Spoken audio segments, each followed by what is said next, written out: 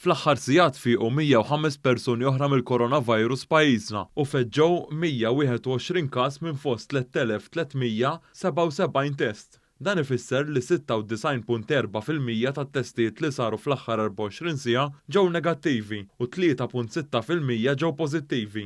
Dan tħabbar waqt il-bulettin mediku ta' kull nhar ta' ġimgħa mis-Supretendent tas-Saħħa Pubblika il-Professur Charmaine Gauci.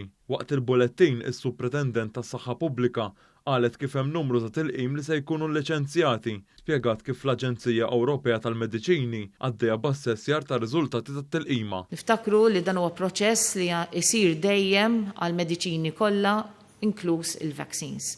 Il-fatt ukoll li tibda tara li qegħdin naraw vaccines tal-COVID li qegħdin ikollhom l-effectiveness tagħhom li hija tajba ħafna li qegħdin iqarbu 95% dan huwa inkoraġġenti ħafna għaliex inti iżda ma jkollok effectiveness għoli iżjed taf li meta ħadd tibda tlaqqam hemmhekk iżjed ħajkollok nies li huma protetti.